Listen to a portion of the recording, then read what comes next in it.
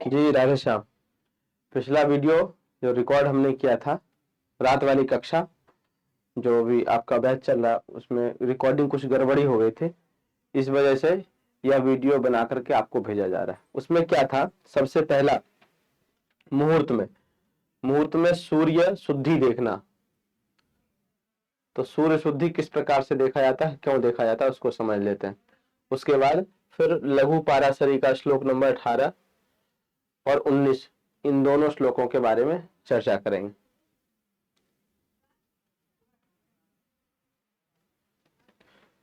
सूर्य शुद्धि देखिए, विवाह, जिस समय विवाह मुहूर्त निकाला जाता है, दिनांक निकाला जाता है विवाह का, कि अमुक व्यक्ति का, अमुक वर और कन्या का गुण आदि मिल गया, कुंडली मिल चुका है। अब डेट निकालना है कि कितने तारीख को जातक का उन दोनों वर और कन्या का विवाह होना चाहिए। तो जब डेट निकाला जाता है, अर्थात मुहूर्त निकाला जाता है, तो उस समय तीन ग्रहों की स्थिति देखी जाती है। मात्र ग्रहों में 3 ग्रहों की स्थिति देखी जाती है और मुहूर्त देखा जाता है, किस दिन विवाह है, किस दिन विवाह नहीं है। तो उसमें सूर्य शुद्धि देखा जाता है। तो आज का जो विषय है वह है सूर्य शुद्धि। विवाह में सूर्य शुद्धि देखना, वह किस प्रकार से देखते हैं, उसका क्या अभिप्राय है, वो भी समझेंगे। ग्राह्य सूर्य, देखिए सूर्य का विचार कहाँ करते हैं, विवाह के समय किसके लिए करते हैं, वर के लिए करते हैं। वर के राशि से सूर्य की राशि तक गिना जाता है। सूर्य जिस राशि में उस दिन रहेंगे, किस दिन, जिस दिन उसका विवाह हो रहा है। मैं पंचांग से भी आपको समझा दूंगा तो और समझ में आ जाएगा। अभी केवल श्लोक के आधार पर अर्थ समझ लीजिए, फिर हम पंचांग में चलते हैं, किस प्रकार से सूर्य का राशि देखा जाता है विवाह में, वो भी बताऊंगा मैं आपको। अष्टमे च चतुर्थे च द्वादशे च दिवाकरे विवाहितो बरो मृत्युम प्राप्नोत्यत्र न संशयः। कहते हैं विवाह के समय, जिस समय विवाह हो रहा हो, उस समय वर के राशि से सूर्य की राशि तक, अर्थात सूर्य जिस राशि में हो, तो वर की राशि मान लीजिए, वर है शिवदानी भैया हमारे, तो इनका है कुंभ राशि। तो कुंभ राशि से उस राशि तक गिनना है जिस राशि में सूर्य है। और सूर्य है, जैसे अभी सूर्य कन्या राशि में चल रहे हैं, तो कुंभ राशि वर का, कन्या राशि में सूर्य। तो आज के दिन विवाह करना है, अर्थात विवाह क्यों करना है, क्योंकि आज मुहूर्त है विवाह। लेकिन आज का जो विवाह मुहूर्त है वह शिवदानी भैया के लिए अच्छा है कि नहीं है, आदर्श चतुर्वेदी जी के लिए अच्छा है कि नहीं है, किसके लिए अच्छा है और किसके लिए खराब है। इसलिए देखा जाता है सूर्य, गुरु और चंद्रमा, ये 3 ग्रह देखे जाते हैं कि विवाह मुहूर्त तो है आज, लेकिन वह विवाह मुहूर्त किस व्यक्ति के लिए बढ़िया है, किस कन्या के लिए अच्छा है, किसके लिए नहीं, उसके लिए 3 ग्रह देखे जाते हैं। चंद्रमा की राशि वर और कन्या दोनों के राशि से देखी जाती है, 4-8-12 ना हो। गुरु की राशि मात्र कन्या के जन्म राशि से ही देखा जाता है कि 4-8-12 ना हो। और सूर्य की राशि केवल वर के राशि से देखा जाता है कि 4-8-12 नहीं होना चाहिए। कैसे 4-8-12 नहीं हो, ये तो अशुभ है। फिर कहते हैं ग्राह्य सूर्य, शुभ सूर्य कब है, कहते हैं एकादश तृतीयो व षष्ठश्च दशमोपि वा वरस्य शुभदो नित्यम विवाहे दिन नायक। 11वें, तीसरे, छठे, 10वें सूर्य विवाह में वर के लिए बहुत शुभदायक, अर्थात आज विवाह मुहूर्त है और शिवदानी भैया विवाह हो रहा है। तो कुंभ राशि है इनकी, आज यदि कन्या राशि में सूर्य है तो कुंभ से कन्या तक गिनेंगे, जातक वर के राशि से कन्या राशि तक गिनेंगे कि सूर्य कितने नंबर पे चल रहे हैं।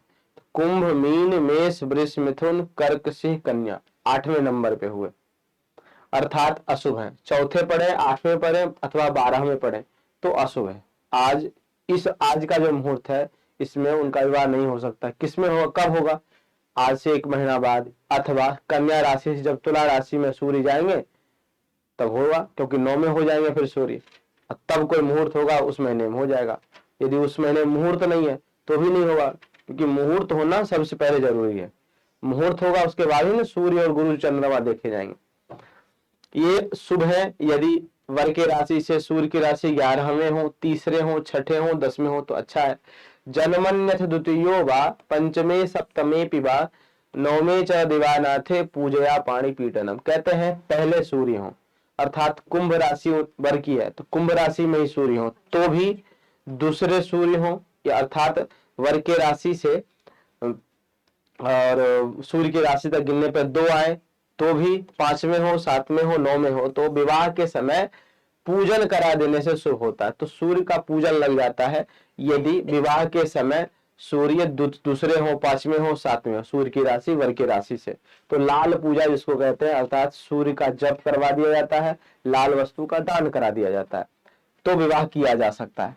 फिर कुछ परिहार बता रहे हैं कि गर्गांगिरो गौतम कश्यपाद्या पराशराद्या मुनियो वदन्ति द्वितीय पुत्रांक गतो दिवाकरस्त्रयोदशाब्दात् परतः स्वभावः। क्या गर्ग, अंगिरा, गौतम, कश्यप और पराशर, ये 5 ऋषि वाले, भैया वाला गोत्र नहीं है तुम्हारा, क्या है? सांडिल्य गोत्र है ना, तो हमारा गोत्र है। तो गर्ग, अंगिरा, गौतम, कश्यप और पराशर ये ऋषि कहते हैं। तो ये ऋषि कहते हैं तो आप ये जान लो कि इस गोत्र वाले जितने भी वर होंगे, इसको इस प्रकार से ले सकते हैं। आपका क्या कौन सा गोत्र है आदर्श जी? है चंद्रायन। अच्छा, ये मतलब शादी हुई इसी लड़का, मतलब यहाँ पर जो इन्होंने बताया कि पहले हो, दूसरे हो, 5 में हो, 7 में हो, 9 में हो सूर्य, और विवाह कर रहे हो तो पूजा करके करनी चाहिए। लेकिन फिर कह रहे हैं कि गर्ग जी कह रहे हैं कि मेरे गोत्र वालों को दूसरे, 5वें और 9वें स्थान के सूर्य का बिना पूजा किए कर लो, कोई बात नहीं। अंगिरा जी भी कह रहे हैं मेरे गोत्र वाला का भी कर लो, गौतम जी भी कह रहे हैं, कश्यप जी और पराशर जी भी कह रहे हैं कि अगर 13 वर्ष की अवस्था है, उससे पहले विवाह हो रहा है और आपके राशि से सूर्य की राशि दूसरे, 5वें या 9 में है, तो फिर पूजा करनी पड़ेगी। और 13 वर्ष की अवस्था के बाद विवाह हो रहा है, 13 वर्ष पहले किसका विवाह होता है? किसी के नहीं होता। इसका मतलब क्या है कि इन गोत्र वालों के लिए दूसरे, 5वें, 9वें का जो पूजा बता रहे थे, तो पूजा भी नहीं करना है, शुभ है। जैसा कि यहाँ शुभ था ना, ये 11वें, तीसरे, छठे, 10वें शुभ था, वैसे ही शुभ है। ठीक है, तो ये हो गया था उसमें। अगली वीडियो में जो अगला जो कक्षा है आपका उसमें यात्रा प्रकरण प्रारंभ होगा। इसमें यात्रा के बारे में विचार करेंगे, जो कि विशेष इंपॉर्टेंट है मुहूर्त के लिए। अब हम लोग चलते हैं लघु पाराशरी में, जिस विषय पे अध्ययन किए थे उस पे क्या हुआ था लघु पाराशरी में। देखिए, लघु पाराशरी का जो विषय था वो था श्लोक नंबर 18-19। इसमें क्या कह रहे हैं, देखिए नॉर्मली योग कारक ग्रह कौन होते हैं? जो ग्रह केंद्रेश और त्रिकोणेश हो, वह योग कारक ग्रह होते हैं।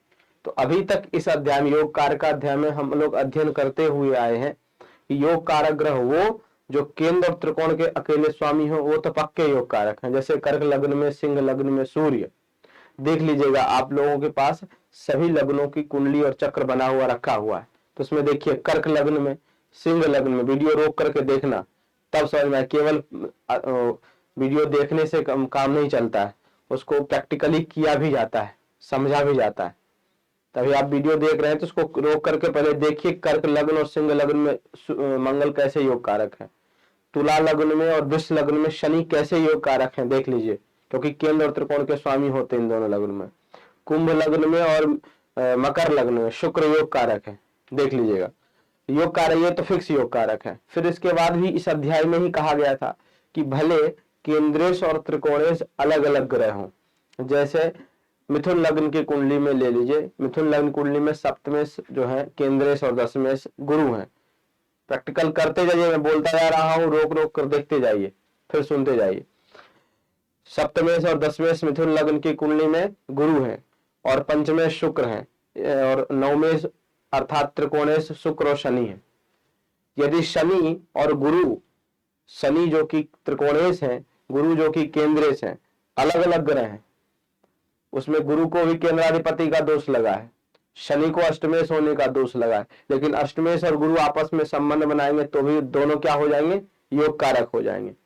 हाँ, यह है कि योग कारकता भंग हो जाता है तब जब उन दोनों योग कारकों में से, अभी आगे श्लोक आएगा, श्लोक नंबर हो सकता है 22-23 में आएगा, यदि योग कारक ग्रह जो भी दो ग्रह से मिथुन लग्न की कुंडली में शनि, यदि वो अष्टमेश हो गए हैं, शनि और गुरु आपस में संबंध बनाएंगे क्योंकि केंद्र त्रिकोणेश है, योग कारक है। इन दोनों में से यदि कोई अष्टमेश या एकादशेश हो जाते हैं तो उनका योग कारकता भंग हो जाता है और मिथुन लग्न की कुंडली वालों के लिए शनि और गुरु भले योग कारक आपस में संबंध बना करके योग कारक बने, लेकिन उनका योग कारकता भंग हो जाएगा। क्यों? क्योंकि वो अष्टमेश हो जाएंगे शनि वहां पर। तो वो तो आगे की चर्चा है। तो लेकिन अभी तक जो बात हम लोग कर रखे हैं उसमें क्या था कि योग कारक ग्रह वो होंगे जो या तो अकेले केंद्र के स्वामी और त्रिकोण के स्वामी हो, अथवा अलग अलग ग्रह हो केंद्र और त्रिकोण के स्वामी, लेकिन वो दोनों आपस में कोई भी संबंध बनाए, दृष्टि, युति, क्षेत्र संबंध, कोई भी संबंध बनाएंगे तो योग कारक होंगे। यहाँ क्या है, दशा स्वपी। जहां ही दशा की बात आई तो समझ लीजिए दशा क्या होता है। किसी भी व्यक्ति को जो किसी भी शुभ ग्रह का या पाप ग्रह का या मारक का जो फल मिलता है वो दशा ही बताता है कि कैसे मिलने वाला है, कब मिलेगा। दशा के आधार पर ही फल देखा जाएगा कि कब मिलने वाला है। जैसे मान लीजिए किसी व्यक्ति, जैसे कर्क लग्न वालों की हम चर्चा कर रहे हैं, तो कर्क लग्न वाले में अच्छे समझेंगे आप। मंगल योग कारक है मंगल जब योग कारक है तो मंगल की महादशा उस व्यक्ति के जीवन में आ रहा है 70 वर्ष की अवस्था में। पूरी विंशोत्तरी 120 वर्ष की होती है, तो 70 वर्ष की अवस्था में मंगल की महादशा आ रही है। और 50 वर्ष की अवस्था में किसी मारक ग्रह की महादशा या अंतरदशा आ रही है, तो मारक महादशा अपना सिलटा देगा 50 वर्ष में, मंगल आ ही नहीं पाएगा, तो उसको क्या फल मिलने वाला। तो कई बार आप देखोगे कुंडली बहुत अच्छी होती है, कई ग्रह स्वगृही हैं, उच्च के राजयोग बना हुआ है, लेकिन फिर भी वो व्यक्ति जो है लुल्ल पड़ा रहता है, किसी काम का नहीं रहता है। क्यों? क्योंकि दशा ने उसका साथ नहीं दिया। अच्छे ग्रह हैं कुंडली में भैया, लेकिन वो अच्छे ग्रह की पारी आएगी तभी तो। इसे मान लीजिए आप यहाँ बैठे हैं, आप अस्वस्थ हैं, आपके पास किसी प्रकार का कोई सामर्थ्य नहीं है कि आप अपना कुछ कर सकते हैं, और रियल भी है। कहते हैं ग्रहाधीनम जगत सर्वम, जितने भी मतलब पूरा जगत जो है वो ग्रह के अधीन है। तो ग्रह क्या है कि आपके यहाँ आने के लिए लाइन लगाए हुए हैं, जिसको विंशोत्तरी ऐसा कहते हैं, आपके ऊपर प्रभाव करने के लिए। सबसे आगे के लाइन में जो है, आगे के 2-3 ग्रह ऐसे हैं जो आपके लिए अच्छे नहीं है। सब कोई खंजर लिए हैं, कोई बंदूक लिए हैं, कोई समाठ लिए। समाठ समझते हैं? नहीं समझते होंगे। समाठ मतलब होता है मूसर, आपको कूचने के लिए। तो जो पहले लाइन में है, जिनका नंबर पहले है, वो पहले आपके पास आएंगे और बढ़िया से कूचेंगे आपको। हो सकता है लास्ट वाला तो बिल्कुल रिवॉल्वर लेकर आपको सिलटाने के लिए, तो खत्म कर दिया। अब इसके बाद जो सबसे पीछे है व्यक्ति या सेकंड लास्ट में है, वह व्यक्ति आपके लिए लाया है दूध, अनार का जूस, रियल वाला जूस। खैर रियल वाला अच्छा जूस नहीं होता है, सड़ा हुआ होता है। तो जूस लिए हुए है, और उसके बाद लास्ट वाला 10-20 करोड़ रुपया लिए हुए। तो वो व्यक्ति तो आएगा जब उसकी पारी होगी तभी ना, उससे पहले तो आपको सिलटा गया, आप है ही नहीं है, कोई फायदा नहीं है। था आपके लिए लेकिन किसी मतलब का नहीं रहा। उसी प्रकार दशा है, जिस ग्रह की महादशा चलेगी वो ग्रह जैसे होंगे आपके ऊपर, आपके शरीर पर, आपके समाज पर और आपके घर पर वैसा असर पड़ेगा। तो दशा बहुत जरूरी है। तो इस श्लोक में 18 नंबर और 19 नंबर श्लोक में दशा की ही चर्चा इन्होंने किया है। वैसे श्लोक थोड़ा कठिन है लघु पाराशरी के आधार पर, इसके बारे में विशेष आप दशाध्याय पढ़ेंगे तो ही समझ में आएगा, लेकिन फिर भी कोशिश करते हैं कुछ समझ में आ जाए। श्लोक है कि दशास्वपि भवेद योग प्रायशो योग कारिणो दशाद्वयी मध्यगतस्तदयुग शुभ कारिणा। फिर योग कारक संबंधात पापिनोपि ग्रहा स्वतः तत्तद भुक्ति अनुसारेण दिशेयो योगजम फलम। यहाँ 2 बातें बताई जा रही है, ये दोनों लिखने योग्य हैं। जो श्लोक है इन दोनों का श्लोक का अर्थ है, इसको लिख करके आराम से तब समझिएगा, तब समझ में आएगा। कुछ अगर 40% 50% भी आ गया ना, ये समझ लिए यू आर जीनियस। यही बात हम क्लास में भी किए थे। योग कारक ग्रहों की दशा या अंतरदशा के मध्य पड़ने वाली शुभ ग्रहों की दशा या अंतरदशा में भी उक्त योग का फल प्रायः मिलता है। इसी प्रकार ये श्लोक नंबर 18 का अर्थ है, ये श्लोक नंबर 19 का अर्थ है, लिख लेना है इसको आपको। इसी प्रकार 2 योग कारक ग्रहों की दशा के मध्य पड़ने वाली पाप ग्रह की दशा में भी निश्चय से योग का फल होता है, यदि वह पापी दशेश किसी योग कारक ग्रह से संबंध करता हो।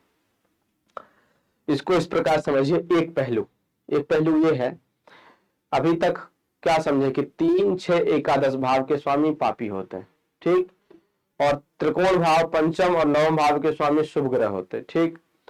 कर्क लग्न कुंडली में मंगल क्योंकि केंद्र और त्रिकोण दोनों के स्वामी है तो योग कारक है। ठीक, कर्क लग्न की कुंडली में ही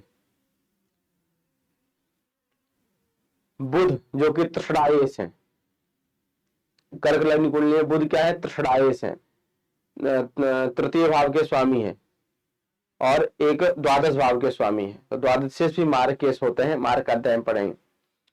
तो बुध तो पापी है कर्क लग्न की कुंडली में। बुध जो है, बुध यदि मंगल से संबंध बना ले, क्योंकि कर्क लग्न कुंडली मंगल योग कारक है और बुध पापी है, मंगल से यदि बुध संबंध बना लेते हैं तो बुध जो अशुभ था वह शुभ फल प्रदान करने लग जाएंगे। तो इसी प्रकार करें, दो योग कारक ग्रहों की दशा के मध्य पड़ने वाली पाप ग्रह की दशा में निश्चय से योग का फल होता है यदि वह पापी दशा किसी योग कारक ग्रह से संबंध करता हो। तो इसके प्रसंग में आगे भी कहा जाता है कि स्पष्ट किया जाता है कि पहले बता चुके हैं कि पराशर जी मत में कौन से ग्रह शुभ माने जाते हैं और कौन से पापी। ये तो पता है कि त्रिकोण शुभ है, केंद्र से यदि शुभ ग्रह है तो अशुभ और पाप ग्रह है तो शुभ, लगने शुभ होते ही है हमेशा। विचारणीय कुंडली में शुभ पाप अत्यंत शुभ अत्यंत पाप ग्रहों का वर्गीकरण करके एकत्रित करके लिख लें। अब देखना यह है कि योग कारक ग्रहों का शुभ फल जातक को कब मिलेगा। यह तो एक स्वाभाविक प्रश्न है कि शुभ व पाप ग्रहों का निर्माण होने के बाद हम यह जानना चाहेंगे कि यह इस शुभ एवं अशुभ फल की प्राप्ति जीवन में होगी कब। इस विषय का साधारण नियम पाठक को ये समझ लीजिए, ये बात रियल में जो बता रहे हैं ये कि निर्णय होने के बाद यह हम जानना चाहेंगे कि शुभ और अशुभ फल की प्राप्ति होगी कब। अभी तक तो यही बता रहे हैं कि ये योग कारक ग्रह या मारक ग्रह ये ठीक है, सब समझ लीजिए, सप्तमेश मारक, द्वितीय मारक, अष्टमेश अशुभ है, एकादशेश अशुभ है, पंचमेश अच्छे हैं, नवमेश अच्छे हैं, लेकिन फल कब देंगे, किस समय देंगे फल, उसके लिए तो रियल में जो समझ में आएगा वो दशा अध्याय में आएगा, दशा फला अध्याय। लेकिन यहाँ भी कुछ भी इसके बारे में बता रहे हैं। इस विषय का साधारण नियम पाठक को अपने मन में स्थिर कर लेना चाहिए कि योग कारक ग्रह की दशा का फल उसकी दशा में उसके संबंधित ग्रहों की दशा या अंतरदशा में गोचर आदि में होगा। अस्तु अब प्रश्न यह है कि कर्क लग्न में योग कारक ग्रह मंगल गुरु राहु बुध आदि की योग कारकता सिद्ध होती हो तब इनकी फल अपनी दशा में, अपनी शुभ दशा में, अपनी शुभ अंतरदशा में होगा। माना कर्क लग्न में राहु की दशा में जन्म है तब अगली दशा कुछ कम योग कारक गुरु की होगी। कर्क लग्न में राहु की महादशा में जातक का जन्म है और अगली दशा गुरु की आएगी तो गुरु भी लगभग इसमें ठीक ठाक रहते हैं, तथा उससे अगली दशा शनि जो कि पापी ग्रह है आएगी, फिर बुध की दशा होगी। अब योग कारक गुरु व योग कारक बुध की दशाओं में शुभ फल मिलेगा ही, लेकिन बीच में लंबे समय के लिए जो शनि की दशा आएगी वह तो उसका फल कैसे होगा, इसके लिए ही ये श्लोक बताया गया कि बीच में यदि पाप ग्रह का दशा आता है तो वो कैसा फल देता है। इस विषय को उक्त कारिकाओं में स्पष्ट किया गया है कि इस स्थिति में कहा गया है कि दो योग कारक ग्रहों की दशा के बीच में पड़ने वाली दशा में भी योग का फल प्रायः मिलता है। इसके नियम इस प्रकार है, यदि मध्यवर्ती दशा का स्वामी पराशर मत से शुभ हो तब उसकी दशा में भी शुभ फल अर्थात योग फल की प्राप्ति संभव है, निश्चय से योग का फल नहीं होता है। इस प्रायः शब्द में यह रहस्य छिपा है कि दो योग दशाओं के बीच में पड़ने वाली शुभ ग्रह की दशा में भी तब सामान्य योग का फल होगा जब वह ग्रह योग कारक से संबंध न रखता हो। इसके विपरीत यह शुभ दशा से योग कारक संबंध रखते हो तो अच्छा फल मिलेगा। अर्थात जो भी ग्रह है यदि योग कारक ग्रह से संबंध बना ले तो वो भी ग्रह योग कारक ग्रह के समकक्षी हो जाते हैं। ये कह रहे हैं ऐसा नहीं कि मिलेगा ही मिलेगा, लेकिन प्रायः मिलता है, ये कंफर्म नहीं बिल्कुल तगड़ा योग कारक हो जाएगा, लेकिन हाँ है कि मिलेगा, क्योंकि ये भी देखा जाएगा कि वो और भी कहाँ के स्वामी है, अष्टमेश तो नहीं है, ये सारा चीज देखा जाता है। और भी आपको समझ में आएगा आगे चल करके, इसको निष्कर्ष को लिखना है तो लिख लीजिएगा, फिर दशा अध्याय में और भी हम लोग चर्चा करेंगे। तो यही कक्षा में हुआ था, कितने तारीख, 7 तारीख वाली कक्षा में है ना, आज 8 है 9 है, आज 10 है, आज 9 है, 8 तारीख। चलिए ठीक है, राधे श्याम।